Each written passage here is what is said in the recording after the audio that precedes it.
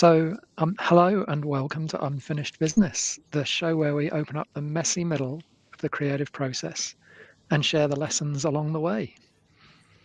We're so glad you're here for our very first episode. This show is here to remind everyone that everyone gets stuck and it's a universal experience. Unfinished work still has value, and sometimes the best ideas are the ones we haven't figured out yet. Each episode, we invite a guest to share an unfinished Tableau Public project, something that didn't work, couldn't get started, or they're not sure how to finish. Together, we'll unpack what happened, toss around some ideas, and help figure out the next steps, whether that means completing it or reimagining it, or setting it free for you, our DataFam audience, to explore. And your hosts, we're three Tableau ambassadors who spend way too much time making, breaking, and fixing vizzes. I'm Kimberly Scott, a Tableau Public Ambassador, Tableau Visionary, and 2022 IronViz finalist, and an 8-time recipient of Tableau Public's Viz of the Day, which means I've done a lot of problem solving. I'm Heather Cox, also a Tableau Public Ambassador with 5 Viz of the Days. Viz of the Day. I get a lot of practice troubleshooting because I seem to create a lot of trouble. And I'm Steve Word, and I've snuck in here despite not being a Tableau Public Ambassador. I did used to do a lot of Tableau work. At the moment, I'm a Tableau Forums Ambassador. I'm from beautiful New Zealand, where I'm told it's always dashboarding weather, and I do love a good technical tangle. And together we're here to celebrate the real challenges, real growth, and the brilliant thinking behind the scenes in a data viz. And our very first guest is Lewis Yu, a Tableau Ambassador, Tableau Visionary, and host of Secrets of the Viz. Welcome, Lewis.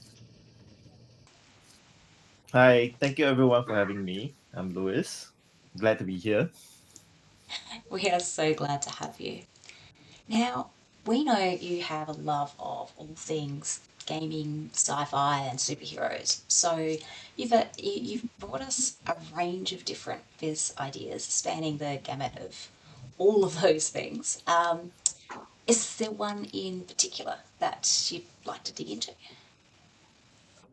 So for context of the audience, I basically gave Heather a whole Google Drive of I think probably 7 or 8 projects that was sitting at the back end in my graveyard that I have started, have ideated, but have not progressed much. I think the one project that is at the top of my mind now is the one on K-pop Demon Hunter, honestly, because if I that film has kind of overtaken the world because the songs are really great.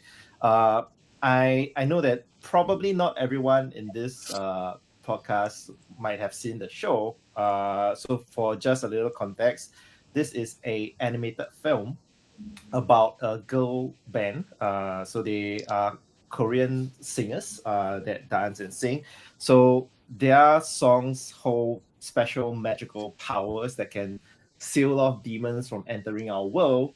And they're reaching a point where they can actually make this barrier golden one, which basically seals the gate permanently for good. And the demon lord sends a boy band who is all demons to kind of counter fight this girl band, and they actually try to sow discord among the girl bands and everything. The female lead of the girl band actually falls in love with the the guy lead from the boy band. So there's a little bit of romance, suspense, and drama. But ultimately, good always prevails. But the whole premise of the show is very interesting because it touches a lot on also social and mental issues, like acceptance of yourself. Because the female lead is kind of a half demon because her mom is a human and her dad is a demon.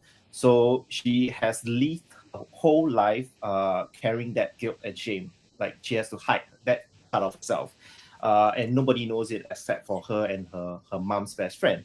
So the show eventually reaches a climax. this is probably like spoilers, right? But it's fine. I mean, the show has been out for like almost a month. So she reaches the point where she is exposed, like her true heritage and origins are exposed, and then the whole band, like the world goes up in flame. And then she tries to save it by embracing who she really is. So there's quite a lesson in there. So I actually watched the show first, and then I got my kids to watch it, and now they're obsessed, and I'm obsessed. So the soundtracks for the show has been on repeat in my household for the, I don't know, past couple of weeks.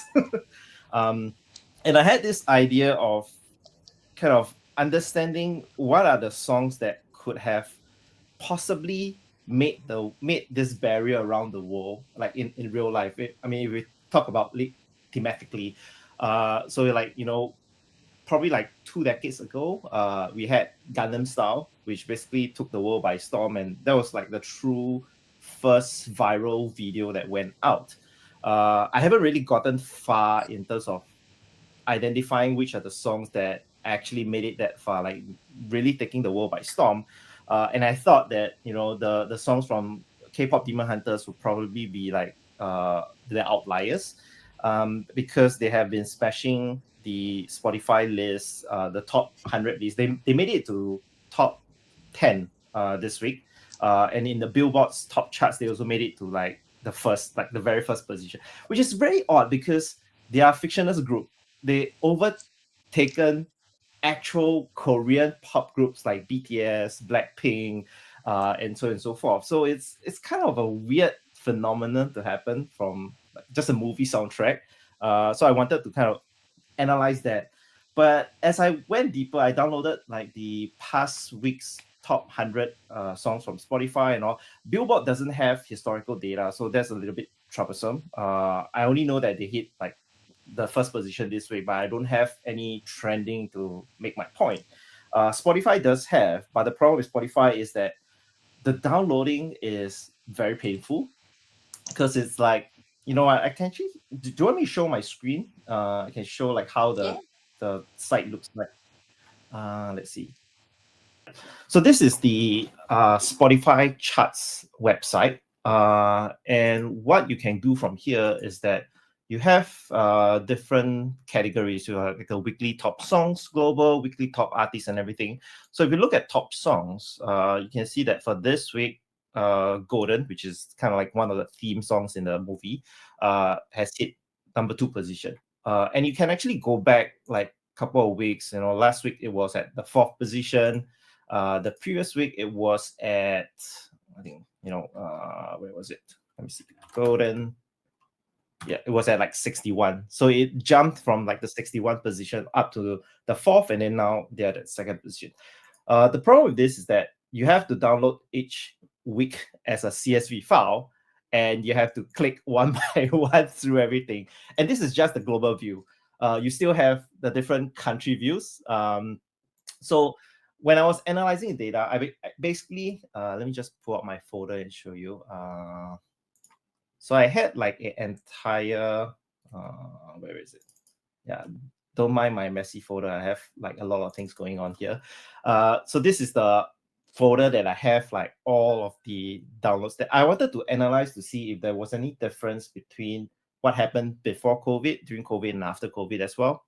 Like whether people's music preferences have changed. So I downloaded all the way to like 2019, which took me quite a while to just download the CSV, you can imagine.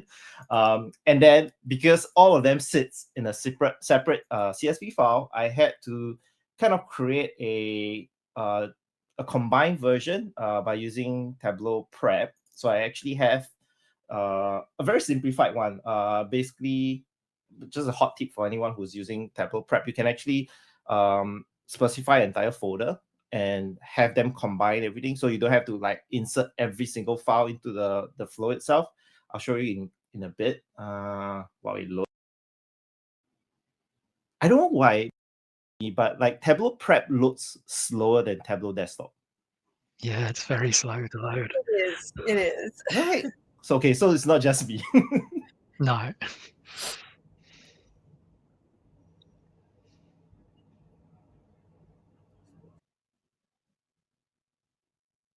And then if you head over here, there's this area where you can select the source where you want to union multiple files, right? So once you do that, you go to the file filters, you can just type a star.csv, and it takes the entire folder or any file within that folder that has like a CSV suffix. Yeah.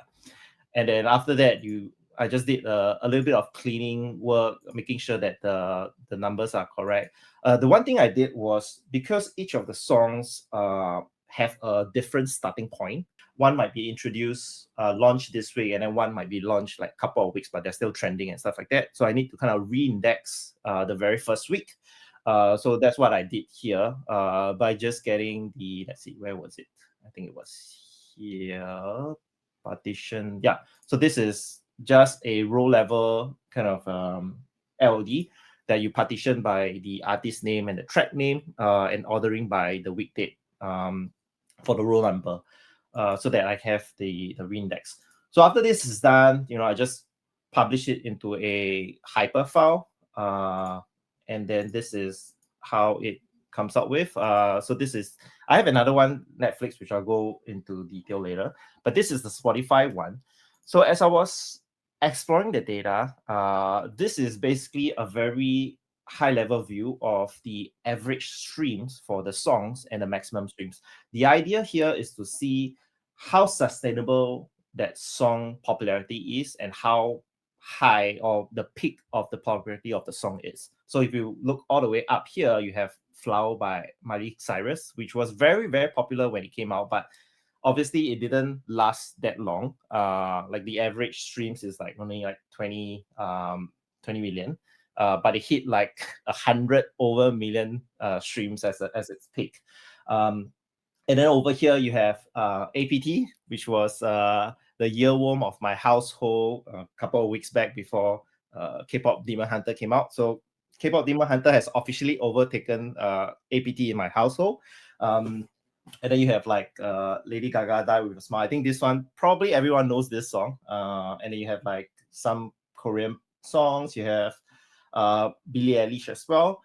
The one thing that I noticed is when I started to group and everything, Huntrix is the name of the girl band, didn't actually do that well in terms of peak. They had a little bit of more sustainability. That they're probably like I would say, slightly below the median average, compared to like all the other songs, which was kind of weird because I thought that they would have been somewhere around here, which wasn't the case. So I was like, is there something that I'm missing and everything? The other thing that I took a look is that if we look at the week date by year, there is a little bit of difference when we look at how COVID has changed music consumption.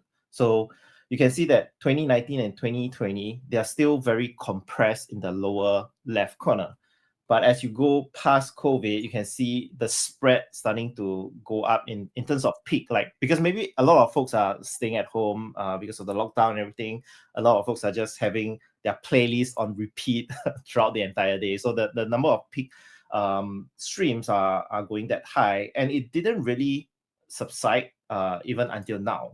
There's a slight dip in 2025, but then again, we're only half of the year, so it might not be that accurate yet. But if you look at 2024, it is still very dispersed compared to pre-COVID days. So there is a slight story in there, like how COVID has changed the music consumption. But that wasn't the story that I was trying to go for. Like, Huntrix is dominating the charts, and like, which isn't the case. So I'm kind of stuck here because I don't know where to bring the story towards. And if I were to just focus on like the COVID trend, I don't know how interesting that story is, because there's no like anchor point to that narrative. So yeah, thoughts. I know I've rambled a lot. I love that there's so much depth in what you've already started to look into. So I think that there's all sorts of things that we can take a look at now. So I'm interested, Kimberly, because you did mention last night that you might jump into the field. Did you get a chance? No, I was too tired and I didn't want to fall asleep halfway through it, so I didn't watch it. I'm sorry. I'm sorry though. But I wonder with the is it Huntrix? Yes, The Huntrix. band, that's the name of the band. How long has it been in the charts? About 4 weeks. So if we look at the reindex week, so this is let me just change this to, was it 4? No, 3. Yeah. So they've been in the charts for like 3 weeks. They've probably been in Netflix for almost a month, I would say. But even looking at this, right, you can see the total number of streams for just 3 weeks of data is still, not. I mean, Flowers by Miley Cyrus is still an outlier. But like they're seated at the lower end of the spectrum. They are no way at the top, despite them hitting Billboard charts and everything. So I don't know if like there's a incorrect data somewhere or like that's it's just weird to me that it's not, the data is not showing what we are seeing out in the open. So it could be a combination of different reasons. Like it could be the marketing for this show is really aggressive, so it appears like it's making its waves in like social media and everything, but it's not showing up in the data. I'm wondering whether it's focused on kids. The movie, it's maybe marketed towards a younger audience. Whether the listening habits of that younger audience have a correlation with the performance of that particular song or all of those songs, or whether there's maybe something else going on there. It's just that audience, maybe. That could be a point, but like I'll probably have to recategorize each and every song to see if they're like, is it meant for kids or adults, or like the genre of the songs, because they don't really have anything. Like if we look at the raw Spotify file, this is basically how basic it gets. Yeah, so it's just like this. So you have the artist name, the track name, the source, and just the ranks and the number of streams. But that's about it.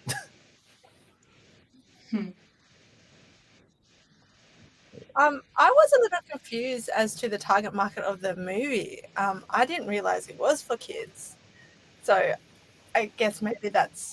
I mean, it's probably not for kids, because if you view it in a kids profile in Netflix, you can't find a movie. But so it's probably not specifically targeted at kids, I guess. Yeah, no, I think that may be the issue. Like, it doesn't have a really defined target market. It's quite broad. But just going back to the kids listening, like, I don't know about other kids, but my kids, if they like a song, they will have it on repeat for, like, it's probably similar to your kids, Lewis. If it is the kids listening to this, I would expect them to be having those songs on repeat and, playing it over and over and over and over and over, which kind of, goes towards your confusion here, because I would expect it to have different stats than what we see here. Even then, though, that's an interesting story in its own right, isn't it? So something else is emerging in the data. What you're seeing in the data seems to differ from how it's pitched on the actual charts. That's a story.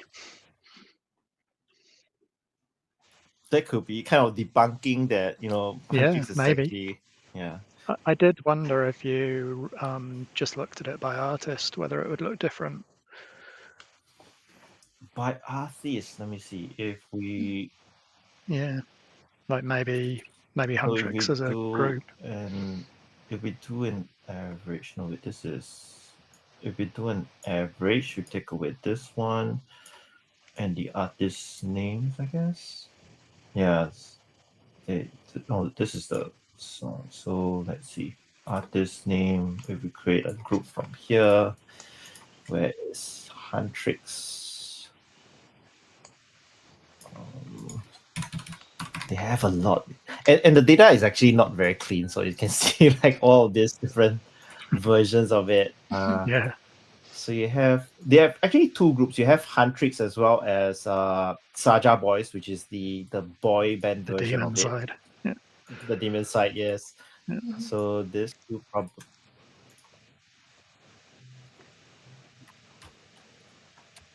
I think for a movie soundtrack, like you don't put a particular song on repeat, right? It's the soundtrack that you have on repeat. So maybe it's the entirety of the catalogue that's in competition with any one song. It's a slightly different story, isn't it? It's a slightly better performance. Yeah. I mean, at least not in the lower half of it. It's like slightly more towards the middle area, I guess. What was it that made you think it had taken the charts by storm, out of interest? Because it has been making its way. If you look at Billboard, it's like number one. Yeah. But the problem with Billboards is that you don't have the historical data to it. I tried searching in like Reddit and everything. Nobody has that data. Yeah, so it's kind of weird. So I don't know. Like, I mean, I love the song. The song is great, but like the data doesn't support my fandom for the songs and the album. Did you have your heart set on focusing on the K-pop hunters or whatever they're called, Huntrix, or are you happy to kind of move towards a different kind of angle with this Spotify? Because I think it's really interesting either way. Yeah, I mean, I initially had my heart set on making them like the best, like they're the best and everything, but like the data doesn't show, so I'm kind of lost to where I want to take the narrative. But I'm happy to take like entirely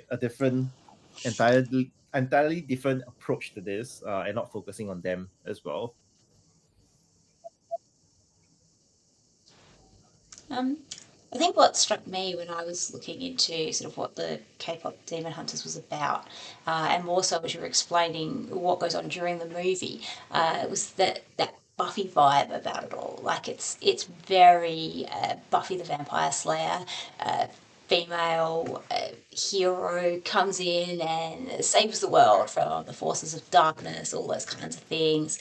And the fact that it's about building building that wall, and it's there to protect everybody. Are there things in the data maybe that follow what's going on in the film? Maybe the way that the popularity increased during the film and the activities that were going on for the girl band side of things was reproduced. Like maybe the Spotify stats are supporting that, like mirroring that as well. I wish Netflix gave us like more detailed information like that. Because I did download the Netflix one as well. It's kind of like the re-index one. So you can see like for K-pop Demon Hunters, they do have a spike in like the second week of release, but like it kind of tapered off for a while. And you compare to like other shows like okay, this is film. So if we split up by categories, you can see see if we just drag it down a little bit. Just put an individual axis, right? So they're classified under film, so they do have kind of like a spike. If we look at like I tried to classify some of the more popular ones that I know, like Coco Melon, which is like the kids show. There's no way there.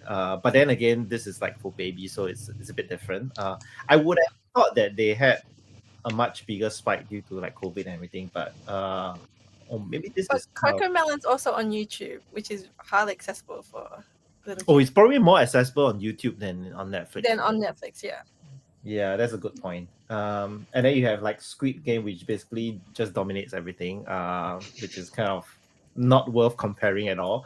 You have Stranger Things, which is also quite huge, but all of these are TV series. Like there are like a couple of episodes in, as opposed to just like a 2-hour show. So I mean, if we compare like Despicable Me and where is K-pop Demon Hunters? I mean, they're slightly more popular than Minions, I would say, but like it's very hard to have a very clear, defining statement that this is the success that Demon Hunters is showing. I wonder if part of the problem there is that because there's so many shows, it's really hard to see whether all of the lines below the red line, comprise 99% of shows, and the ones above are a smaller number. I wonder whether a rank would help, because the lines, while there's a big peak of lines above your red line, is that actually not that many lines? So there is about 8,000 titles in the data set itself, and they do have the ranking here, and like how much similar to Spotify's data, and they have something like a hours view. So this is by the number of hours viewed. So you can start a movie and not finish it, and this is like the total number of minutes like the audience actually viewed. So I thought that this would be a better like metric as opposed to how many people watch the show, because some people might watch it like I've watched it like 5-6 times with my kids, so so definitely contributing to that spike there.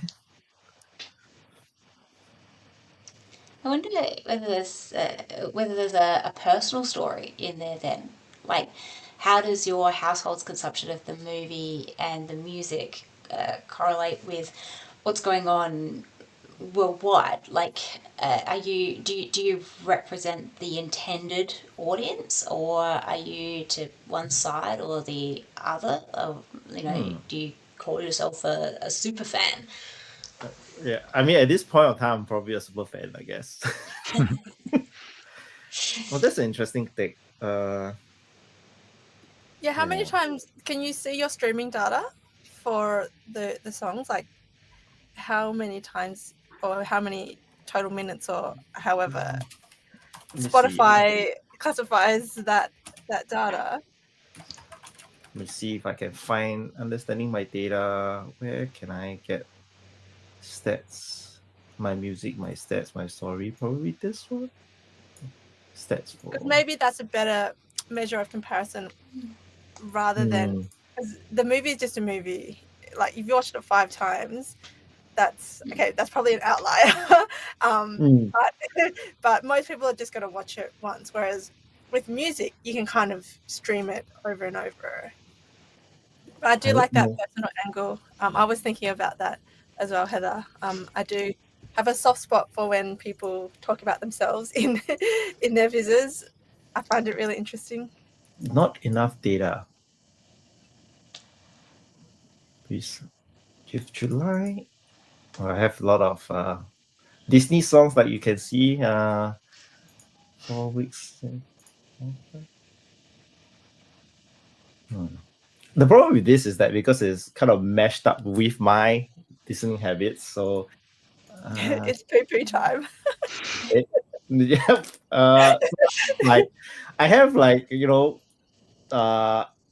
what do you call it? Imagine Dragons, which is what my favorite band, and then you have like a lot of different songs for the kids and everything. So let me see if I can find like just that song. Okay. Yeah, they don't have the data for me yet. Probably hasn't populated. Yeah, I guess. I mean, the other way is that we could probably go with like analysis of these songs versus the other K-pop songs. It is probably quite similar, I would think, though. I wonder if, as you're saying, any of the songs has the power to the song that was working on the demon. Like, is there a way you can track how powerful it was in the movie and compare it with these stats to see like what part of the music maybe contributed to that effect? Is there something there perhaps?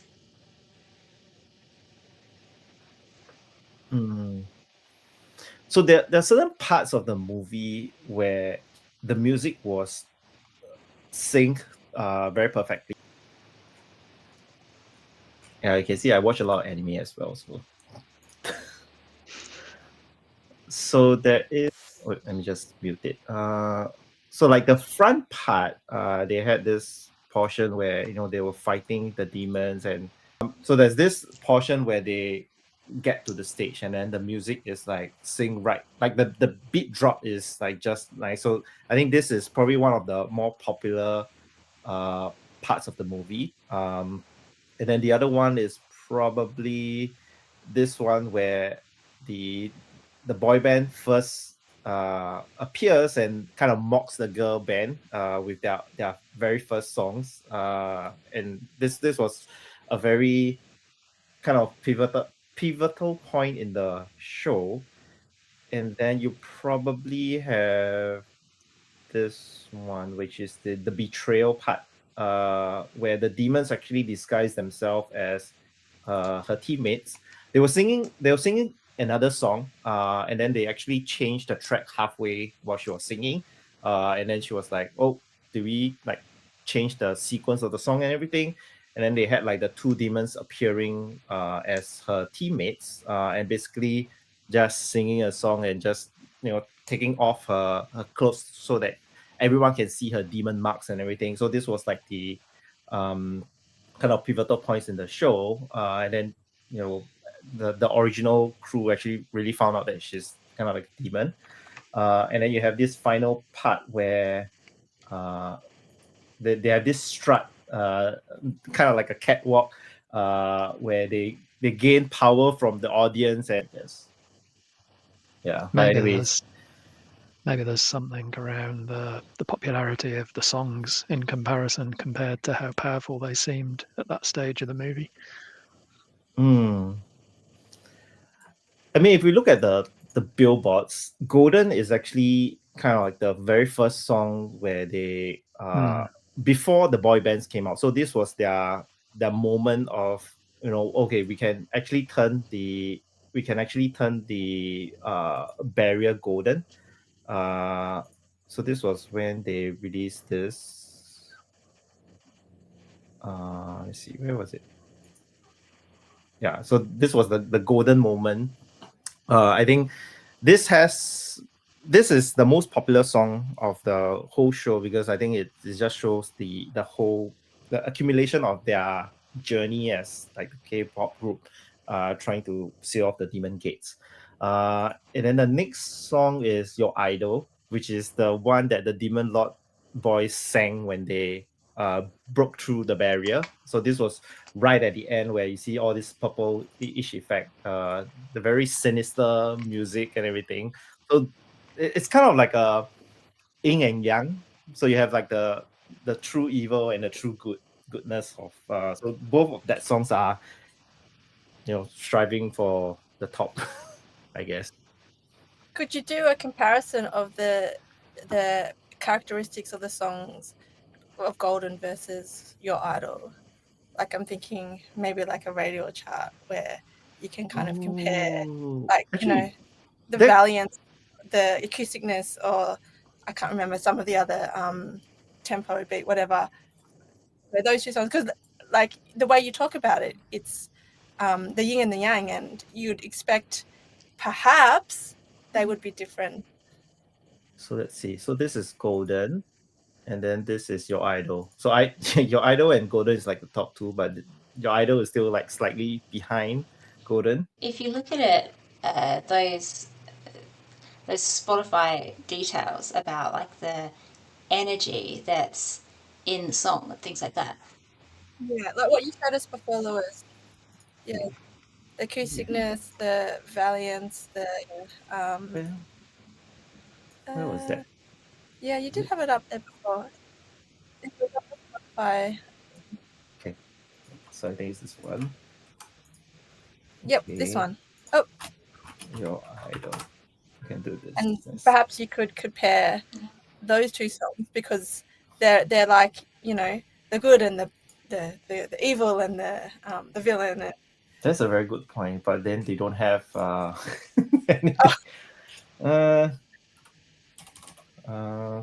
balance, energy. So you can access the Spotify API to get that information, and I did that for one of my visas that I did. and that there is a way to do it programmatically, but I couldn't work it out, so I did it manually. But if you've only got 2 songs, then yeah, you could probably do it. That is true. Is there no web version of it? Like, oh yeah, you know what? I read so many articles and instructions, but I still couldn't work out how to do it. But there is a link where you can grab I think it's a song ID, and then put it into a web URL, and then it'll give you like the numbers for each of those different characteristics. Yeah, it's something I can look up and provide, and we'll put it in the show notes as well. I wonder if we can see it from here though. I did it, but yeah, just don't for the life of me ask me how to actually connect to the API, because I couldn't do it. I tried looking at the API, but it was too much. It's so confusing. Don't. Yeah, I was like, can I make sense? No, nah. So it doesn't show anything from this actually. Let's see if they have anything on the promo card.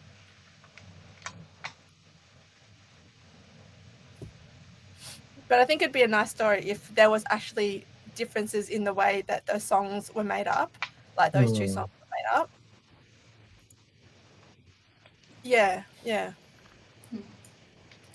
I think that's a good angle though. Yeah. How different do you find the songs, Lewis, between Very the 2 different. bands? Yeah. So the song Golden is very uplifting. It's very inspiring. It's about girls coming into power. So there's a lot of, I would say, lighter. There's not much minor notes. There's a lot of major notes. So if you have like some experience in like music theory, minor notes are where you have all the sinister and eerie and really dark tones. So I think like your idol has a lot of minor notes. This one has a lot of major notes. So I think that's kind of like again playing into the darkness and light theme that they have.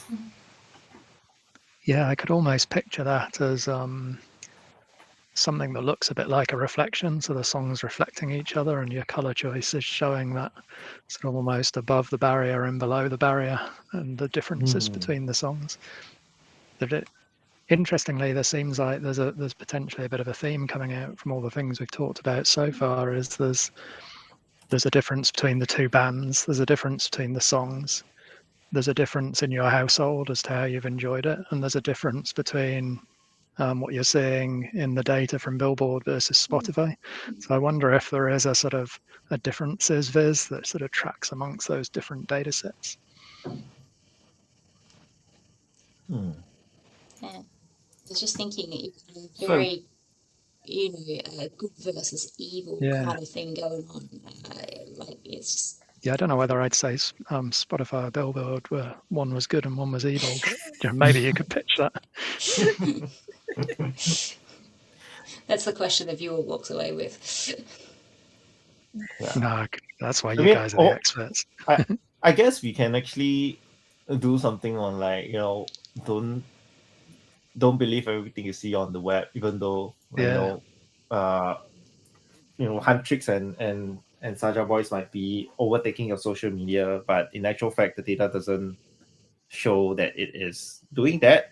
But before we get to that point, we can actually show kind of like building the story a little bit, like this is a story about K-pop demon hunters, and then we can probably I was thinking this is kind of like my book board, but you can see like the different styles that they have. So one uses like very magenta, purple-ish darkness tones, and the other one is like golden.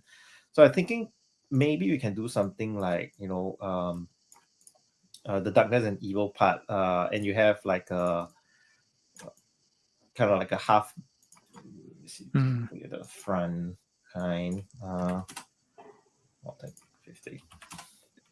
And then you have so when we compare like the valence and the danceability and energy and everything, the top part can be the K-pop team, the Huntrix, and then the bottom part can be the Saja Boys, as kind of like a thematic approach to, can be a radio chart or it can be, I don't know, what charts would you guys suggest that can have that 2 layer of differences.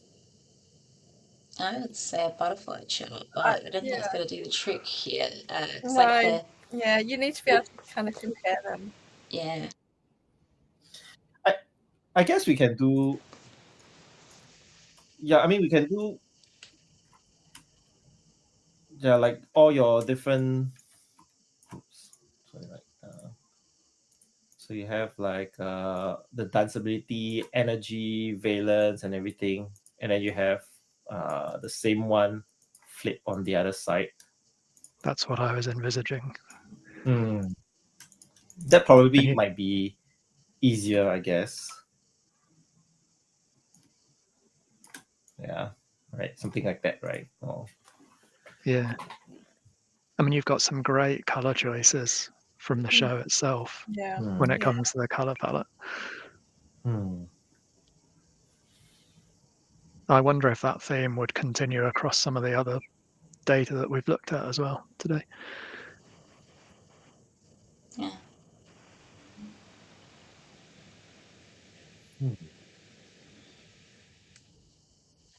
It's a tough one.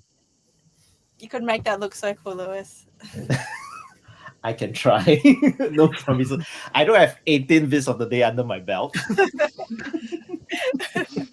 Well, not everyone can, you know. So Obviously. Yeah. So we have like the 2 main pieces for the viz, I guess. Like one that focuses on the fight between the forces of light and evil, and then maybe adding in my personal take on like how much of the songs has been, if I can find that data, that has been streamed in my household on a daily basis or weekly basis, and then we can wrap it up by saying that, you know, even though the Viz is very popular, if I guess we can actually show this piece without the showing the growth of it first, that seems exponential, and then as you unveil the underlying comparison with the rest, and it's like, actually, you know, it's not the case. I also wonder if, like you said earlier about there being that message of you know, don't believe everything that you pick up from social media because it's maybe not reflective of what's actually going on because it might be promoted. I wonder if you were to track like hashtags to do with the show and Huntrix, whether or not it's like it's as popular on different platforms, like maybe it's being targeted to you because you have that interest in anime. That's an interesting take. Yeah, but I wonder where I can get the data. It's always about the data. what do you think, Lewis? Have we helped you kind of work out where you want to go from here? Yes, I think have a clearer picture, because I was, like I said, I was getting stuck at not being able to prove that Huntrix is at the top of their game. But then it seems that I don't really need to prove that, because I mean the data doesn't support that is one thing, but just showing, you know, giving people an idea of how this phenomenon can come about, like because of social media, because of your own consumption habits that might affect the algorithm that is being shown to you. So it might seem that, you know, it's really popular, but actually it's just because, you know, content is tailored for your needs and watching habits. I guess it's important to note as well that this is a fictional band, so they're not going out doing promos and publicity and stuff like that. Whereas, you know, Miley Cyrus, she probably went on tour, and you know, it's I think it's hard to kind of compare that fictional band to real real artists. Actually, That makes so sense. Kelly, that could be quite interesting because, like, Miley Cyrus kind of was a fictional character as well. like as Hannah Montana, right? That is true. Okay, maybe Miley Cyrus is not a good example. But maybe that provides some context. Like, how does the music of Miley Cyrus perform compared to the performance of the music of Hannah Montana? Like, having been released as that fictional character, can you see the difference? And how does that, like, is that a way to look at that? How Huntrix is charting. I think we're going down a rabbit hole here. Yes. Live in the I hole. feel like there's a story there, but it's Yeah. probably for another Viz. Like it's big enough for another Viz. So anyone who's listening to this podcast, I can pass you the data files for this. Feel free to go down that rabbit hole yourself. Hannah Montana versus Miley Cyrus. Who's more popular? Yeah. There we go. An idea. Viz of the day. But that's a good point. So what I think could be interesting is, instead of just looking at Huntrix versus everything, we can look at Huntrix versus all of the popular K-pop groups to see how they compare against them. So let's see if we do this and we look at just a quick one. Let's do the more popular ones like that I know of. Where is Blackpink? Blackpink is. But I think you then run into the same issue as whereas Blackpink is an actual band. They're doing television promos and. Yeah, but I think it's that there is a little bit of similarity because both of them are like Korean pop songs. So you can see like the difference between a fictional and a non-fictional band in that sense.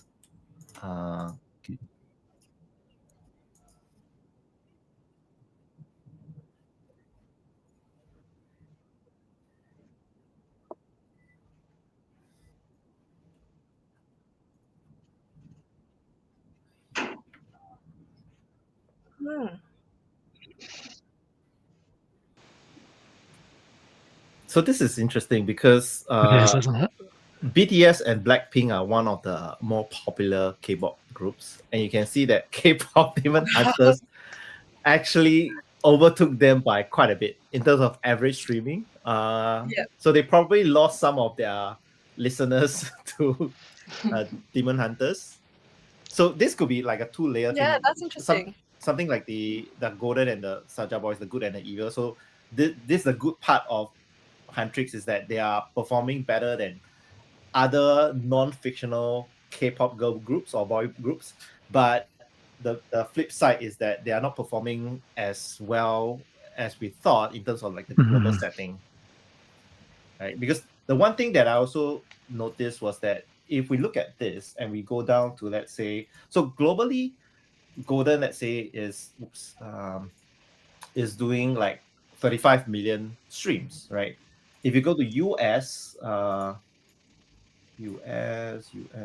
is US?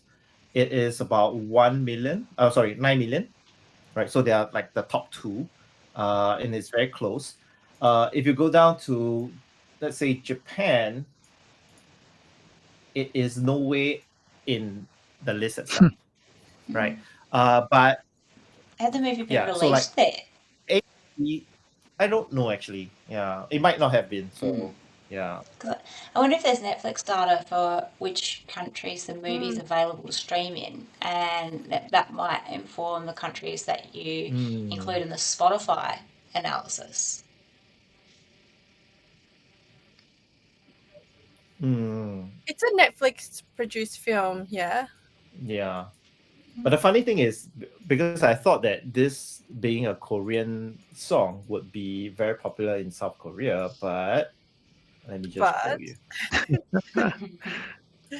It's only like 600,000 streams. Okay. Yeah. It's not number two. But then again, Korea probably doesn't use Spotify as much, because if you look at like the number one, it's only like 1 million-ish. Yeah. So they're probably using a different streaming platform altogether. So that could be it. Yeah. there might be something in it breaking out of its genre as well. If it's eclipsing other K-pop music, and maybe it's less relevant whether it's reaching the top compared to a Miley Cyrus. Maybe it's the fact that it's breaking beyond its genre, despite not being a real group. That feels like a story still to me. Yeah, definitely. Okay, so I think I have a pretty clear idea where I want to take this. And thank you so much for going through like the rabbit hole with me. I think this has been a very chaotic but very productive discussion. Chaotic. Yeah, we're like going in different directions and everything, but yeah, I think we've got to where we want to be. I think that's very much where we anticipate this show going. Yep. So there you go for the listeners. This is not your rainbow storyline because every Viz has a very messy process, as you can see. Very messy. And this is just the data part. We haven't even gone into like the design portion of it, which is an entirely different conversation altogether.